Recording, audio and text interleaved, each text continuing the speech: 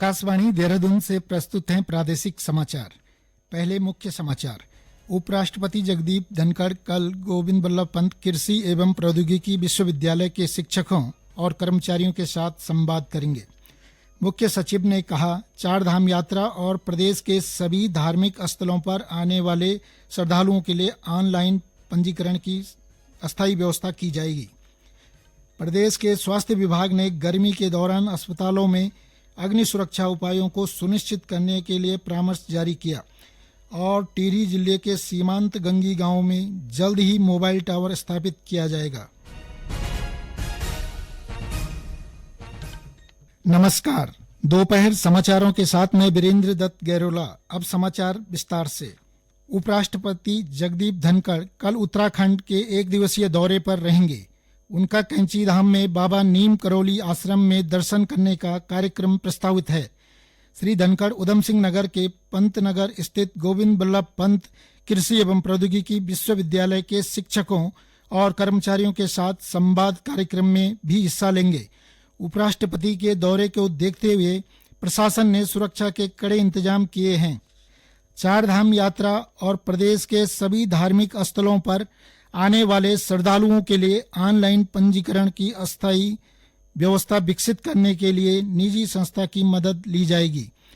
इसके लिए मुख्य सचिव राधा रतूड़ी ने संस्था के साथ ही चार धाम यात्रा से जुड़े सभी हितधारकों, होटल व्यवसायियों, टूर ऑपरेटरों, पर्यटन से जुड़े लोगों और प्रशासनिक अधिकारियों की मदद से जल्द पंजीकरण व्यवस्था विकसित करने के निर्देश दिए। मुख्य सचिव ने ऋषिकेश स्थित यात्रा पंजीकरण कार्यालय और ट्रांजिट कैंप में बैठक कर सभी अधिकारियों, विशेषकर फील्ड में काम कर रहे अधिकारियों से यात्रा प्रबंधन के लिए बनने वाली एसओपी के लिए सुझाव मांगे। उन्होंने यात्रा से जुड़े जिलों के जिलाधिकारियों को भविष्य में श्रद्धालुओं की बढ़ती संख्या को देखते हुए नए पड़ाव स्थलों को चिन्हित करने के साथ ही वहां पार्किंग स्थल विकसित करने के निर्देश दिए। श्रीमती रतूड़ी ने इसके लिए जल्द धनराशि भी जारी कर दी जाएगी। नैनीताल स्थित राजभवन में आगामी 31 मई को शहद उत्सव का आयोजन किया जाएगा। इसको लेकर राज्यपाल लेफ्टिनेंट जनरल गुरमीत सिंह ने गोविंद बल्लभ पंत कृषि एवं प्रौद्योगिकी विश्वविद्यालय के साथ प्रदेश में मौन पालन की संभावनाओं पर चर्चा की। राज्यपाल ने बताया कि शहद उत्सव में और शहद उत्पादन के क्षेत्र में कार्य कर रहे प्रगतिशील किसानों को आमंत्रित किया जाएगा। साथ ही गोविंद बल्लभ पंत कृषि एवं प्रौद्योगिकी विश्वविद्यालय के वैज्ञानिकों की ओर से शहद उत्पादन की नवीनतम तकनीकों के साथ ही विभिन्न प्रकार के शहद का प्रदर्शन किया जाएगा। राज्यपाल ने कहा कि राज्य में मौन पालन की अपार संभावनाएं हैं और ये आजीविका का बड़ा साधन बन सकता है। उन्होंने कहा कि इसके लिए महिलाओं, युवाओं को प्रोत्साहित किए जाने की जरूरत है। गोविंद बल्लभ पंत कृषि एवं प्रौद्योगिकी विश्वविद्यालय के कुलपति डॉक्टर मनमोहन चौहान ने बताया कि उत्तराखंड में विभिन्न प्रकार के शहद उत्पादन की क्षमता 40,000 टन तक है। उन्होंने बताया कि विश्वविद्यालय द्वारा शहद उत्पादन के क्षेत्र में स्लोवेनिया से एमओयू किया गया है। उन्होंने बताया कि मौन पालन के लिए विश्वविद्यालय में मास्टर ट्रेनर तैयार किए जा रहे हैं, जो मुख्य रूप से महिलाओं और युवाओं को मौन पालन के लिए प्रशिक्षित करेंगे। बद्रीनाथ धाम में भविष्य की जरूरतों के हिसाब से मास्टर प्लान के तहत नई पेयजल योजना का प्रस्ताव तैयार किया जा रहा है। इसके लिए जल संस्थान को विस्तृत सर्वे कर इसका शीघ्र प्रस्ताव तैयार करने के निर्देश दिए गए हैं। इस संबंध में आयोजित बैठक में चमोली के जिलाधिकारी हिमांशु खुराना ने कहा कि नई पेयजल योजना का प्रस्ताव बनाते समय स्थानीय लोगों, मंदिर समिति, सेना, आईटीबीपी और विभिन्न विभागों सहित सभी हितधारकों के सुझाव लिए जाएं। जिलाधिकारी ने जल संस्थान के अधिकारियों को 20 जून तक नई पेयजल योजना का प्रस्ताव उपलब्ध करवाने को कहा है। चार धाम यात्रा और पर्यटन सीजन को देखते हुए खाद्य संरक्षा एवं औषधि प्रशासन विभाग का छापेमारी अभियान पूरे प्रदेश में जारी है। अभियान के तहत खाद्य विभाग की टीम प्रदेश भर में बड़ी संख्या में सैंपल लेने के साथ ही मिलावट कर रहे प्रतिष्ठानों को नोटिस जारी कर रही है। खाद्य संरक्षा एवं औषधि प्रशासन के अपर आयुक्त ताजवर सिंह जग्गी ने बताया कि राज्य में खाद्य पदार्थों में हो रही मिलावट की रोकथाम के लिए चलाए जा रहे विशेष अभियान की कमान उपायुक्त खाद्य मुख्यालय जीसी खंडवाल को सौंपी गई है। चारधाम यात्रा मार्ग पर स्थित खाद्य निर्माण इकाइयों, थोक विक्रेताओं और फुटकर विक्रेताओं के प्रतिष्ठानों पर खाद्य पदार्थों की गुणवत्ता की जांच की जा रही है। उपायुक्त खाद्य मुख्यालय के नेतृत्व में टीम ने देहरादून जिले के विकासनगर क्षेत्र के सेलाकुई, हरबटपुर, धर्मावाला क्षेत्र में स्थित होटल, रेस्टोरेंट, डेयरी और अन्य स्थानों पर सघन निरीक्षण किया। ये समाचार आकाशवाणी के देहरादून केंद्र से प्रसारित किए जा रहे हैं।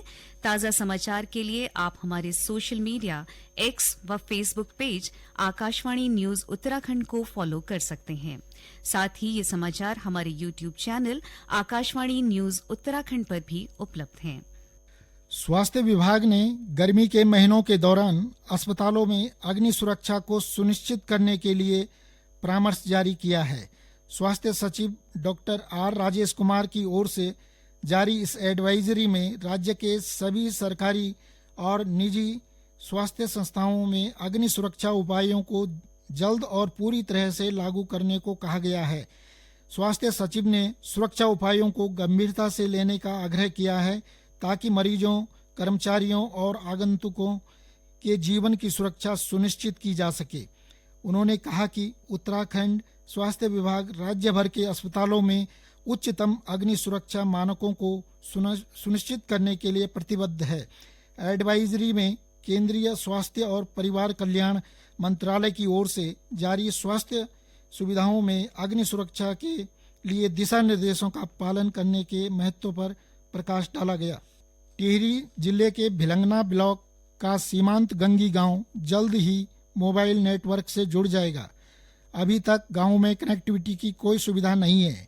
टिहरी से हमारे क्षेत्रीय संवाददाता ने बताया कि लोगों को मोबाइल पर बात करने के लिए घुत्तू आना पड़ता है। इसके अलावा जिला प्रशासन को भी कनेक्टिविटी न होने के कारण चुनावों को संपन्न कराने में सबसे ज्यादा दिक्कत आती है। क्षेत्र में चुनाव के दिन निगरानी के लिए सैटेलाइट फोन ले जाने पड़ते हैं, लेकिन अब बीएसएनएल ने गांव के 2 स्थानों को चिन्हित कर लिया है और जल्द ही चिन्हित स्थानों पर मोबाइल टावर लगाए जाएंगे। बीएसएनएल के महाप्रबंधक राकेश चौधरी ने बताया कि 2 स्थान मोबाइल टावर लगाने के लिए उपयुक्त पाए गए हैं और 1 सप्ताह के भीतर एक स्थान पर बीएसएनएल टावर स्थापित करने की प्रक्रिया शुरू कर दी जाएगी। वन रेंज अधिकारी आशीष नौटियाल ने बताया कि क्षेत्र में टावर लगने से सरकारी विभागों और गांवों में जनसंचार की सुविधा मिल सकेगी। जो क्षेत्र हमने अभी चयनित किया है, जो इस प्रक्रिया में चल रहा है, तो अगर वहां पर टावर स्टेब्लिश हो जाता है तो निश्चित तौर पे क्षेत्रवासियों के साथ साथ ही सभी विभागों के लिए, मैं तो कहूँगा हमारे वन विभाग के लिए भी बहुत लाभदायी रहेगा, क्योंकि हमको समय समय पर जो महत्वपूर्ण सूचनाएं हैं, सूचना तंत्र हमारा पूरा विकसित हो पाएगा यहाँ पर, और हमारे जो भी फॉरेस्ट ऑफिसर्स यहाँ पर रहते हैं उनके द्वारा हमको विविध जो गतिविधियां हैं उनकी बिल्कुल अपडेट जानकारी समय समय पर मिलती रहेगी। मुख्य सचिव राधा रतूड़ी ने टिहरी जिले के तपोवन से कोडियाला तक राफ्टिंग व्यवस्थाओं का निरीक्षण किया। इस दौरान उन्होंने राफ्टर्स के लिए बाजार बनाने और ऑनलाइन पंजीकरण व्यवस्था पर जोर दिया। राफ्टिंग व्यवस्थाओं का जायजा लेने के दौरान मुख्य सचिव ने खारा स्रोत पार्किंग, तृतीय और गंगा नदी में पुट इन पॉइंट ब्रह्मपुरी का निरीक्षण किया और व्यवस्थित राफ्टिंग की सराहना की। साथ ही श्रीमती रतूड़ी ने राफ्टिंग की ड्रोन फुटेज लेने को कहा। प्रदेश के उधम सिंह नगर और हरिद्वार में गर्मी का प्रकोप जारी है, जबकि राज्य के अन्य जिलों में आज से गर्मी से राहत मिलने की संभावना है। मौसम विभाग ने आज से 2 जून तक राज्य के पर्वतीय जिलों में कहीं कहीं आकाशीय बिजली चमकने, तीव्र बौछार पड़ने और झोंकेदार हवाएं चलने की संभावना जताई है। वहीं विभाग ने पश्चिमोत्तर और मध्य भारत में जारी भीषण गर्मी की स्थिति में कल से धीरे धीरे कमी आने का अनुमान व्यक्त किया है। अंत में मुख्य समाचार एक बार फिर। उपराष्ट्रपति जगदीप धनखड़ कल गोविंद बल्लभ पंत कृषि एवं प्रौद्योगिकी विश्वविद्यालय के शिक्षकों और कर्मचारियों के साथ संवाद करेंगे। मुख्य सचिव ने कहा, 4 धाम यात्रा और प्रदेश के सभी धार्मिक स्थलों पर आने वाले श्रद्धालुओं के लिए ऑनलाइन पंजीकरण की अस्थायी व्यवस्था की जाएगी। प्रदेश के स्वास्थ्य विभाग ने गर्मी के दौरान अस्पतालों में अग्नि सुरक्षा उपायों को सुनिश्चित करने के लिए परामर्श जारी किया और टिहरी जिले के सीमांत गंगी गांव में जल्द ही मोबाइल टावर स्थापित किया जाएगा। इसके साथ ही प्रादेशिक समाचार का ये बुलेटिन समाप्त हुआ। नमस्कार।